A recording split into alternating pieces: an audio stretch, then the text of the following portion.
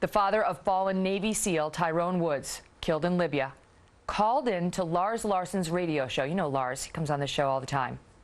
He called in on his own with questions that he now has after meeting with President Obama and Secretary of State Hillary Clinton as his son's remains were transferred to Andrews Air Force Base. He was moved to speak out by the news. We broke right here on Fox News yesterday about these real-time emails that are cables that were coming into the White House, the Situation Room in the State Department, as his son was about to be murdered. Today, we will speak to Lars Larson about what that conversation was like, and we will play you the exchange that Lars had with Mr. Woods. Stay tuned. It was not a sincere, I'm really sorry, that your son died, but it was a totally insincere, more of a whining type, I'm sorry. And it was like just shaking hands with a dead fish.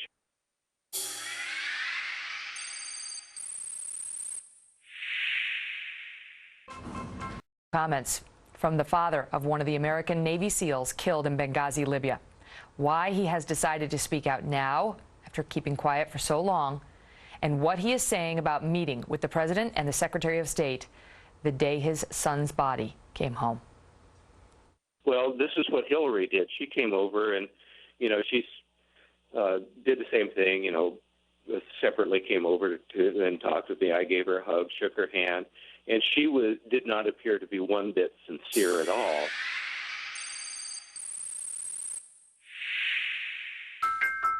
There are only so many foods that make kids happy. Well, new developments in the Benghazi attack that killed 4 Americans on 9/11 of this year.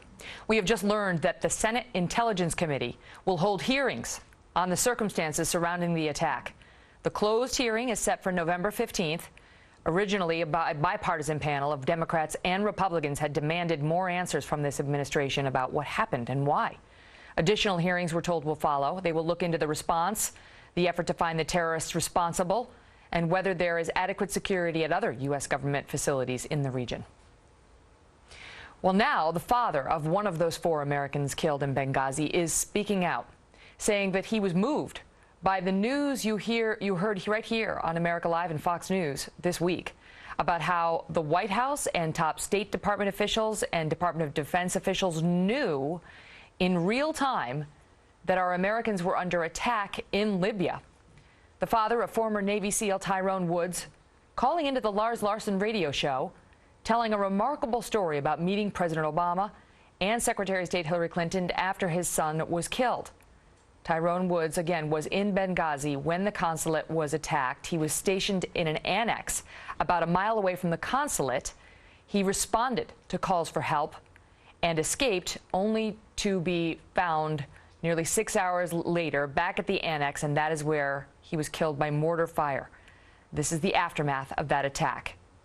On September 14th, the bodies of Tyrone Woods, U.S. Ambassador Chris Stevens, and 2 other Americans were returned home. Their coffins were met at Andrews Air Force Base by the President and the Secretary of State, among others. And that is where we pick up the story of Tyrone Woods' father. He was there as well, and he recounted to Lars meeting the President and the Secretary of State. Here is part of his interview with Lars Larson. When the president, we had 4 kind of little pod areas there with each one of the families. And when he came over to our little area, I could tell he kind of just mumbled, I'm sorry. His face was looking at me, but his eyes were looking over my shoulder, like he could not look me in the eye. And it was not a sincere, I'm really sorry, that your son died, but it was a totally insincere, more of a whining type, I'm sorry. And it was like just shaking hands with a dead fish. It just didn't feel right. And now it's coming out that apparently the White House Situation Room was watching our people die in real time. This was happening. And I haven't called any of these shows or anything, but when I heard that this morning, this is something I would really like to look into, and I hope that the public does not forget this. Well, this is what Hillary did. She came over and, she did the same thing, separately came over to and talked with me. I gave her a hug, shook her hand, and she did not appear to be one bit sincere at all. And, she mentioned that thing about we're going to have that person arrested and prosecuted that did the video. That was the first time I'd even heard about anything like that. And, apparently even the State Department had live stream and was aware of their calls for help. This was my son. He wasn't even there. He was at a safe house about a mile away. He got the distress call. He heard them crying for help. That's why he and Glenn risked their lives to go that extra mile just to take care of the situation. And I'm sure that he wasn't the only one that received that distress call, come save our lives. I'm sure that other people in the military, in the State Department, in the White House received that same call that he would have received. 6 more days he would have been home. It's not a matter of honoring him or anyone else, and it's not a matter of being mad at anyone either.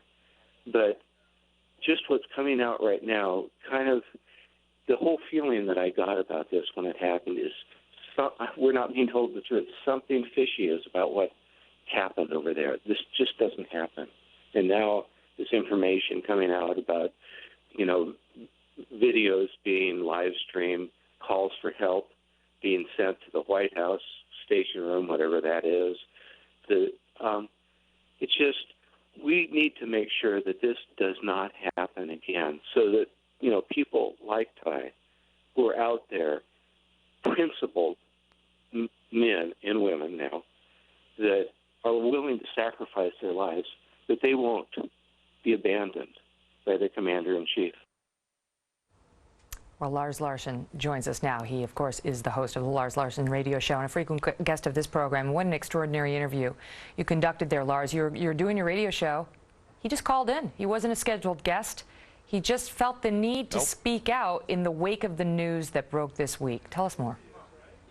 Well, I'm based in Portland, Oregon, where my studios are, and there's a connection of Tyrone Woods to this area, and his father just decided to call in, and as you heard him say, he doesn't call talk shows, but excuse me, he was just, it took my breath away when I realized who I was talking to, and of course we did the back checks to make sure that we really were talking to Charles Woods. But you notice he's not angry about this, but he's more puzzled than anything else. Why would a White House sit there and watch a live video feed, be receiving emails that we now know about 6 weeks later that said this was an organized terrorist attack? And we had air assets an hour's flight away in Italy that could have been sent in by the military. And I have a feeling that the military would have been straining at the leash to say, let's go help save our Americans, do what we can do, even if it's late in the game. And nothing was done. And what's really stunning is that, Megyn, you and Fox and conservative talk radio are virtually the only folks in the country who are talking about it. The major networks are spending almost no time on this, on the emails, on the live video feed. We've got the scandal of an American president whose people, I don't know if he personally sat there and watched that video, but his people sat there and watched as this happened and did nothing. Didn't even try to call in, the assets that were available.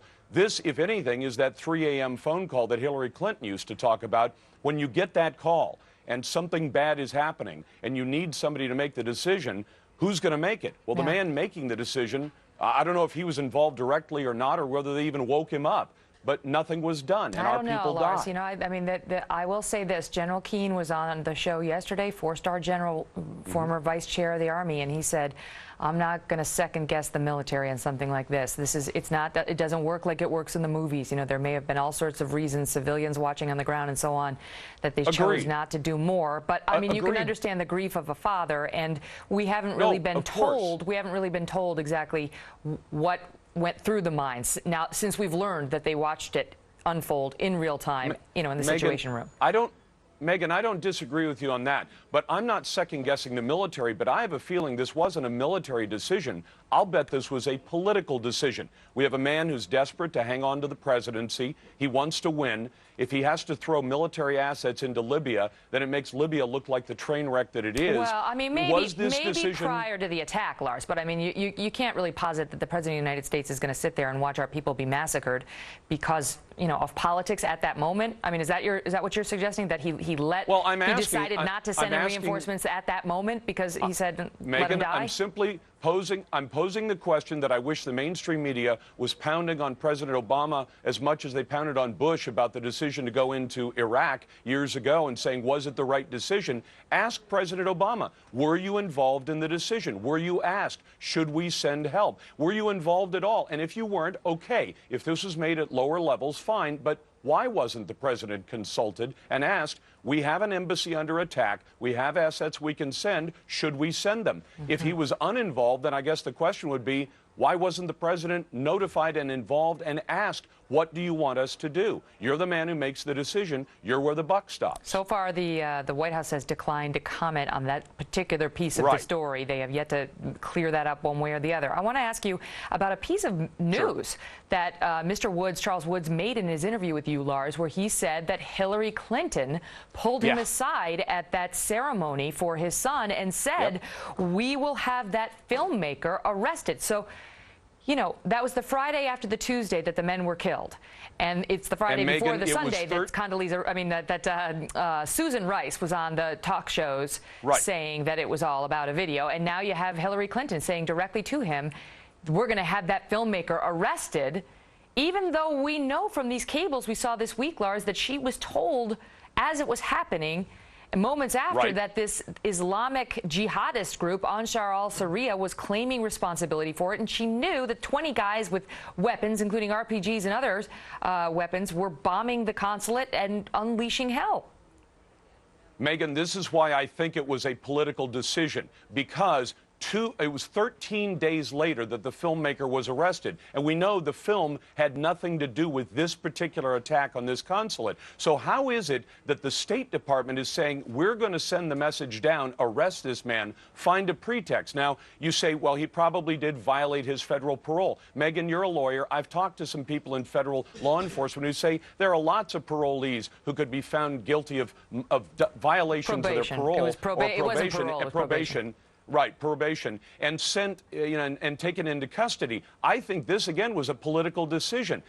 They went after this guy because they wanted to blame the incident on him, even though, as you point out, they knew by that time for a fact that it wasn't the video that did it. But if they took this action, it would divert the media, and it would divert the people on the other side of the planet into believing that the United States was acting against the filmmaker. It's very interesting to hear from him directly that our Secretary of State specifically was trying to comfort him by saying we were going to have the filmmaker arrested. Yet another tie the administration made between the video and what happened in Benghazi. Lars, thank you for sharing that with us. Thank you, Megan. I appreciate it. Well, coming up, new AP polling today that